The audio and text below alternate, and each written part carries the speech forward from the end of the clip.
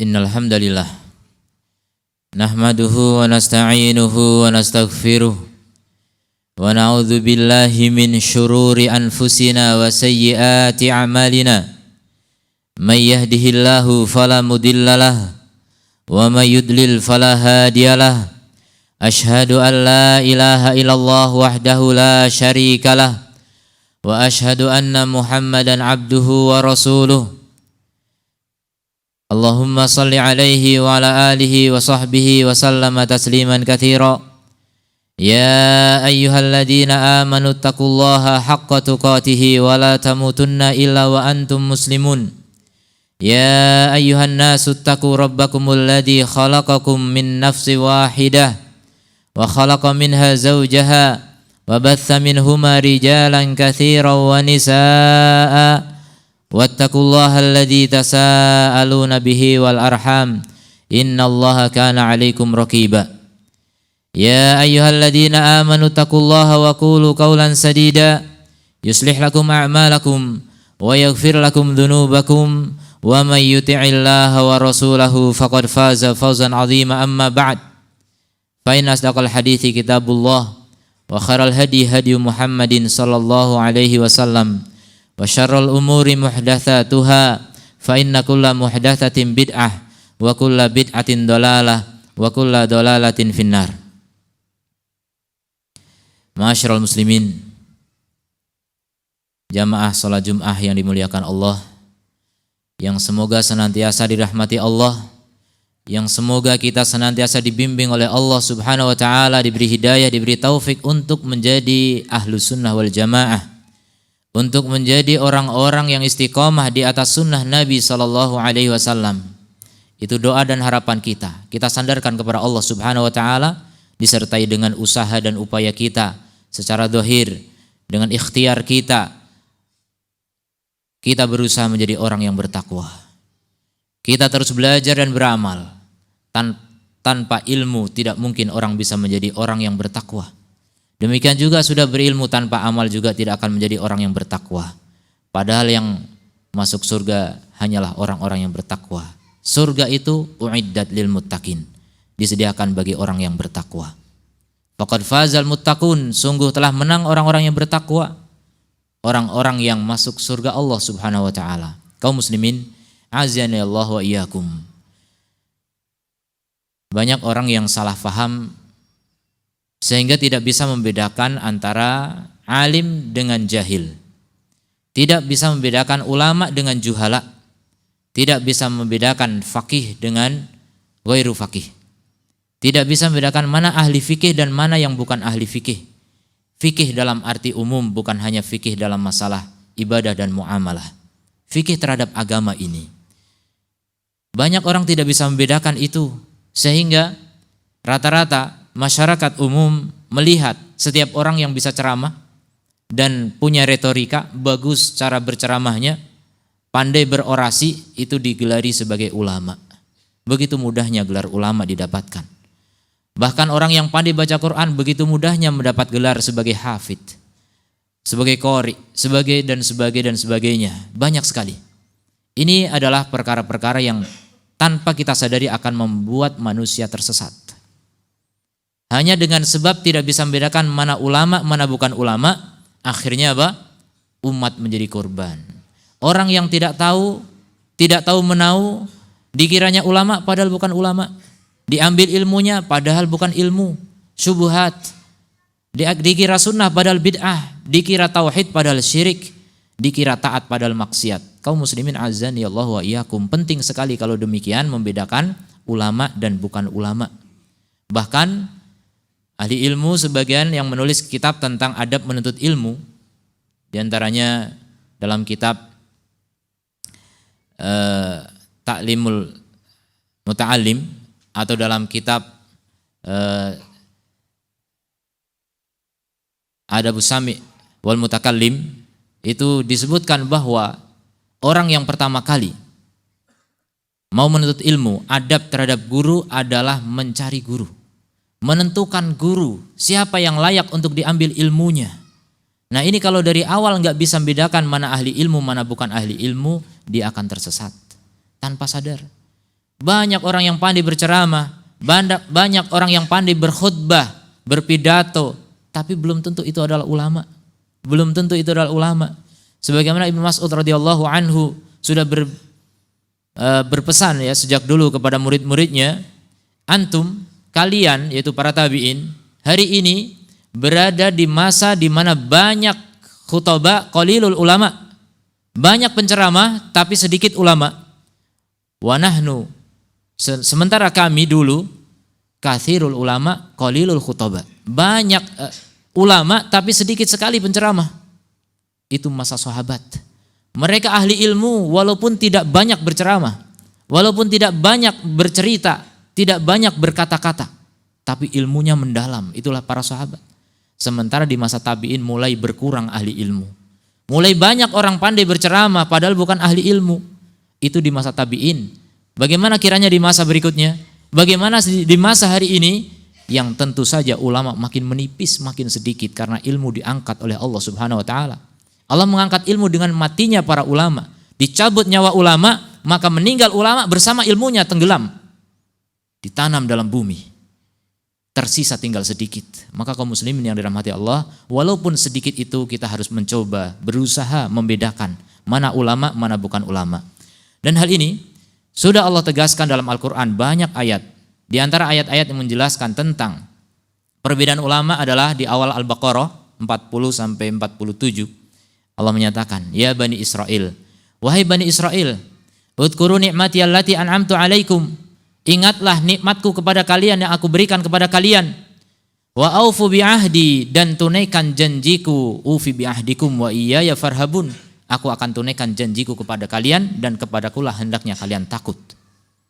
Wa aminu bima anzaltu, wa aminu bima anzalna, dan wa aminu bima anzaltu, dan berimanlah kepada apa yang aku turunkan, musaddiqal lima ma'akum, yang membenarkan apa yang bersama kalian. Wala tashtaru bi ayati thamanan qalila wa iyaya fattaqun, dan jangan kalian membeli dengan ayat-ayat kami harga yang murah, dan kepadakulah hendaknya kalian bertakwa. Wala talbisul haqqa bil batili, dan jangan kalian campur antara hak dengan batil. Wa taktumul haqqa wa antum ta'lamun, kemudian kalian menyembunyikan al-haq sementara kalian tahu. Wa aqimus salata wa atuz zakata, dan tegakkanlah salat, tunaikanlah zakat. Warka'u marraki'in, dan rukuklah bersama orang-orang yang ruku'. Atamuruna an-nasa bil birri wa tansawna anfusakum, apakah kalian menyuruh orang lain berbuat kebaikan kemudian kalian melupakan diri kalian sendiri? Wa antum tatluna al-kitab, sementara kalian membaca Alkitab, afala ta'qilun, apakah kalian tidak berakal? Dan seterusnya, panjang. Allah menjelaskan tentang siapa orang yang berilmu dan siapa yang seperti orang berilmu tapi sejatinya tidak. Atau kalau kita sebut ulama gedungan, ulama palsu. Syarat yang pertama Allah sebutkan, orang yang berilmu adalah aufu bi'ahdi, menunaikan janjiku. Allah Subhanahu wa taala telah mengambil janji dari orang-orang yang telah diberi Alkitab. Wa id akhadallahu mitsaqal ladina utul kitaba. Ingatlah ketika Allah mengambil janji dari orang-orang yang diberi Alkitab. Apa itu? La tubayyinunnahu lin-nasi wa la taktumuna. Kalian harus menyampaikan, harus menjelaskan kepada manusia Alkitab ini dan jangan kalian sembunyikan. Ini yang pertama. Ulama itu adalah orang yang menunaikan janji, yaitu apa? Menyampaikan ilmu, tidak menyembunyikan. Mereka menyampaikan ilmu, menjelaskan kepada masyarakat luas apa yang Allah sudah titipkan kepadanya. Amanah ilmu ini amanah berat. Ini amanah yang Allah bebankan kepada para nabi, kepada para rasul. Kemudian setelah Muhammad SAW tidak ada nabi lagi, maka warisan itu diserahkan kepada siapa? Para ulama. Itulah mereka yang mengemban amanah yang sangat berat. Untuk apa? Untuk disampaikan kepada umat. Jangan disembunyikan, wala taktumuna. Jangan kalian sembunyikan. Sifat yang kedua, wa aminu bima anzaltu, dan imanlah kepada apa yang telah aku turunkan kepada kalian. Beriman terhadap seluruh apa yang datang dari Rasulullah SAW. Tidak dipilah-pilah, tidak dipisah-pisah. Semuanya diimani, apa yang wajib diimani, itulah ulama. Adapun beriman dengan sebagian, kemudian mengingkari sebagian, itu karakter Yahud. Orang-orang yang tidak beriman sejatinya. Ketika mengimani sebagian ayat, mengimani sebagian hadis, kemudian membuang sebagian yang lainnya, ini bukanlah orang yang beriman, apalagi disebut sebagai ulama. Jauh dari sebutan ulama. Beriman saja tidak. Maka kaum muslimin yang dirahmati oleh Allah Subhanahu wa taala, jangan tertipu dengan orang yang sepertinya alim, ilmunya banyak, hafalannya banyak, tapi dia mengingkari sebagian ayat, mengingkari sebagian hadis Nabi SAW, bahkan sebagian ini bukan sebagian kecil, sebagian besar. Seperti orang-orang yang mengingkari sifat Allah Subhanahu wa taala, berapa ayat menjelaskan sifat Allah taala, diingkari semua. Ini tidak layak disebut ulama. Hati-hati. Jangan dibilang tapi ini fikihnya luar biasa, walaupun seperti apapun ilmunya. Kalau mengingkari ayat Allah taala, hati-hati. Itu bukan ulama. Karena ulama itu beriman kepada apa yang Allah turunkan kepada nabinya, semuanya. Tidak pilih kasih terhadap ayat dan hadis Nabi SAW. Kemudian ciri berikutnya, wala tastaru bi ayati tsamanan qalila. Tidak menjual ayat demi dapat dunia. Mereka tidak gila popularitas. Mereka tidak gila harta, kedudukan, nama baik, harga diri dan sebagainya. Itu semuanya dikesampingkan. Yang paling penting adalah ayat Allah Subhanahu wa taala. Kebenaran lebih mahal dari semua isi dunia ini. Itulah ulama sejati. Tapi ketika orang berani menjual ayat Allah, berani menjual fatwa, berani melintir ayat, melintir hadis, ini tidak layak disebut ulama. Hanya demi mendapatkan sepeser dunia yang kecil, yang hina. Wal'iyadzubillah. Karena itu tidak beriman dari awal. Kalau orang tidak beriman sepertilah, mereka berani menjual ayat Allah demi mendapatkan dunia yang murah dan hina. Kemudian ciri berikutnya, mereka adalah orang-orang yang tidak mencampur yang hak dengan yang batil. Wala talbisul haqqa bil batil. Jangan kalian campur hak dengan batil. Siapa yang suka mencampur hak dengan batil? Di antaranya adalah orang yang menyembah selain Allah tapi merasa sebagai orang Islam. Ini mencampur, merasa menyembah Allah padahal musyrik. Hak dengan batil campur. Orang awam gak ngerti. Tadinya gak ngerti, ketika masuk pesantren malah diajari demikian. Wal'iyadzubillah. Ini mencampur hak dengan batil. Alasannya ini tabarruk, alasannya ini tawassul, padahal hakikatnya meminta kepada selain Allah Subhanahu wa taala. Ini bahaya sekali. Kemudian siapa lagi yang suka mencampur hak dengan batil? Di antaranya adalah pengikut hawa nafsu, pengikut bid'ah. Mereka mengatakan ini ibadah padahal bid'ah. Dicampur hak dengan batil. Surahnya, bentuknya seperti ibadah, karena sholat, karena dzikir, karena doa, tapi campur bukan ajaran Nabi SAW. Ini adalah mencampur hak dengan batil. Itu bukan ulama yang demikian. Hati-hati dengan orang yang mencampur hak dengan batil. Ini banyak sekali. Mencampur antara nada dengan dakwah, mencampur antara syiar dan syair, mencampur antara film dengan pengajian dan sebagainya. Banyak sekali. Ini pencampuran hak dengan batil, hati-hati. Dan ini mulai banyak di akhir zaman memang. Mendekati kiamat makin banyak kerusakan, makin banyak fitnah seperti gelapnya malam kata Rasul sallallahu alaihi wasallam. Kemudian ciri berikutnya, wala taktumunah, dan jangan menyembunyikan hak. Ciri ulama itu tidak menyembunyikan kebenaran. Hak disampaikan walaupun pahit, qulil haqqa walau kana murran. Sampaikan yang hak meskipun pahit. Menyampaikan kebenaran walaupun resikonya dipenggal. Itulah yang dilakukan oleh para ulama sejati. Imam Ahmad bin Hanbal menyampaikan hak walaupun harus dipenjara, walaupun harus dibantai, disiksa sampai 3 khalifah menyiksanya. Tapi Allah memberikan jalan keluar. Di dunia beliau dinobatkan sebagai imam ahlu sunnah wal jamaah. Di akhirat insya Allah masuk surga. Itulah ulama sejati. Adapun orang-orang yang kemudian menyembunyikan ilmu, tidak berani menampakkan ilmu, ditanya apa hukum riba, ya enggak apa-apa. Apa hukum musik, enggak masalah. Ini menyembunyikan kebenaran, naudzubillahi min dzalik. Padahal sudah membaca kitab. Wa antum tatlunal kitab. Kalian membaca Alkitab. Afala ta'qilun, apakah kalian tidak berakal? Wal'iyadzubillah. Kemudian ciri berikutnya, mereka wa aqimus sholata wa atuz zakah. Luzumul ibadah. Ulama itu adalah orang yang ahli ibadah. Kalau ahli ibadah belum tentu ulama, tapi ulama pasti ahli ibadah.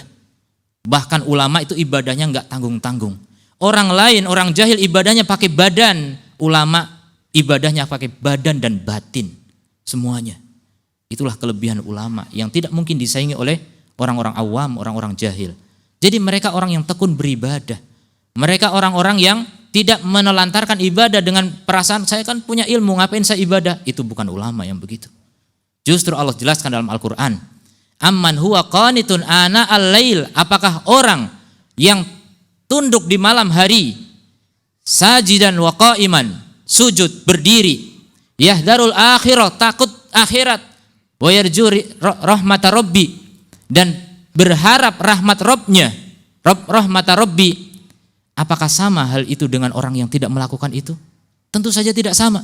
Qul hal yastawil ladina ya'lamuna wal ladina la ya'lamun. Katakan wahai Muhammad, apakah sama orang yang mengetahui dengan orang yang tidak mengetahui? Tentu saja tidak sama. Maka kenapa sedikit sekali orang yang mengambil pelajaran? Afala yatadakkarun? Kenapa kalian tidak berpikir? Jadi berbeda orang yang memiliki ilmu dengan orang tidak memiliki ilmu. Di antara perbedaannya, orang yang berilmu itu sholat malam. Orang yang berilmu itu takut akhirat. Orang yang berilmu itu berharap rahmat Allah Subhanahu wa ta'ala. Maka mudah-mudahan kita tidak tertipu lagi dengan ulama gadungan, dengan ulama-ulamaan, dengan ulama karbitan, dengan ulama palsu yang berjubah ulama, berpakaian ulama, tapi sejatinya adalah mengajak kepada pintu jahanam. Dan itu sudah dikatakan oleh Rasulullah sallallahu alaihi wasallam. Mudah-mudahan kita tidak tertipu olehnya. Aku qouli hada wa astaghfirullah li wa lakum wa lisairil muslimin fastaghfiruhu innahu wal ghafurur rahim.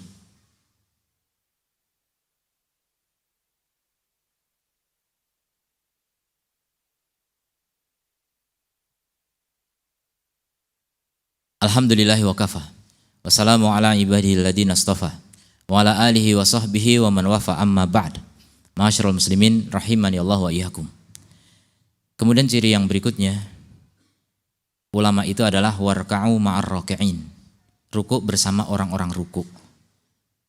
Ini secara zahir adalah salat jamaah. Jadi ulama itu enggak meninggalkan salat jamaah. Walaupun mungkin pendapatnya sunnah, tetap salat berjamaah ditegakkan. Jadi jangan dikira orang yang berpendapat salat jamaah itu sunnah kemudian dengan entengnya meninggalkan salat jamaah, tidak. Ulama tidak demikian. Seperti Al-Muzani berpendapat salat jamaah itu adalah sunnah, tapi beliau kalau ketinggalan salat jamaah beliau akan ulangi lagi sampai 25 kali untuk menyamai orang yang salat berjamaah yang dapat salatnya 25 atau 27 kali lipat orang yang salat sendirian. Beliau ulangi sendiri sebagai hukuman atas dirinya, ya, untuk mengejar pahala mereka juga. Itu artinya apa? Sangat disayangkan orang meninggalkan salat berjamaah, dan itu bukan ulama. Ulama itu apa? Warka'u ma'ar raki'in. Ini satu sisi. Sisi yang kedua, warka'u ma'ar raki'in artinya apa? Mereka senantiasa menjaga jamaah. Mereka menjaga persatuan. Ciri-ciri ulama sunnah, ulama yang tegak di atas sunnah Rasul adalah menjaga persatuan. Tidak suka mengurai persatuan kaum muslimin. Tidak suka memecah belah kaum muslimin. Dengan apa pecah belah itu? Dengan bid'ah. Dengan syirik. Itulah yang memecah belah umat. Seandainya mereka ingin bersatu harus kembali kepada tauhid, harus kembali kepada sunnah Nabi SAW. Karena persatuan tanpa itu tidak ada gunanya dan tidak akan terjadi. Persatuan tanpa tauhid, tanpa sunnah tidak akan pernah terjadi. Maka dai sunnah yang betul, ulama sunnah yang betul adalah yang senantiasa menjaga persatuan kaum muslimin dengan mengajak kepada tauhid dan sunnah Rasul SAW. Kemudian ciri yang paling terakhir, mereka tidak menyelisihi apa yang diperintahkan. Tidak meninggalkan apa yang diperintahkan, tidak melanggar apa yang dilarang. Atamuruna an-nasa bil birri wa tansawna anfusakum? Apa kalian menyuruh orang berbuat kebaikan sementara melupakan diri kalian? Ini teguran dari Allah. Ulama itu tidak begitu. Ulama itu adalah orang yang menjalankan apa yang dia katakan, menjalankan apa yang dia pesankan kepada orang lain. Kalau orang yang hanya pandai berbicara tapi tidak pandai berbuat, ketahuilah itu bukan ulama. Kalau ngaku ulama, itu ulama gadungan. Hati-hati dengan ulama-ulama palsu yang bertebaran di muka bumi ini. Mudah-mudahan kaum muslimin tidak tertipu oleh mereka, karena ini pertaruhan yang sangat mahal, ya. Ini harganya adalah surga atau neraka. Ini bukan cuma soal keselamatan dunia saja, tapi ini adalah nasib masa depan kita yang abadi. Jangan korbankan nasib abadi kita hanya karena menimba ilmu dari orang yang dikira ulama padahal bukan ulama. Allahumma sholli ala Muhammad wa ala ali Muhammad kama shallaita ala Ibrahim wa ala ali Ibrahim innaka Hamidum Majid. Allahumma ighfir lana dzunubana wa kaffir 'anna sayyi'atina wa tawaffana ma'al abrar. Rabbana la tuzigh qulubana ba'da idh hadaitana wa hab lana min ladunka rahmah innaka antal wahhab. Allahumma arinal haqqa haqqan warzuqna ittiba'ah wa arinal batilal batila warzuqna ijtinabah. Allahumma inna nas'aluka ilman nafi'an wa rizqan thayyiban wa 'amalan mutaqabbala. Rabbana dhalamna anfusana wa illam taghfir lana wa tarhamna lanakunanna minal khasirin. Allahumma a'izzal islama wal muslimin wa adilla syirka wal musyrikin. Rabbana atina fid dunya hasanah wa fil akhirati hasanah wa qina adzabannar. Walhamdulillahi wa sallallahu ala nabiyyina Muhammadin wa ala alihi wa sahbihi ajma'in wa akhiru da'wana alhamdulillahi rabbil alamin.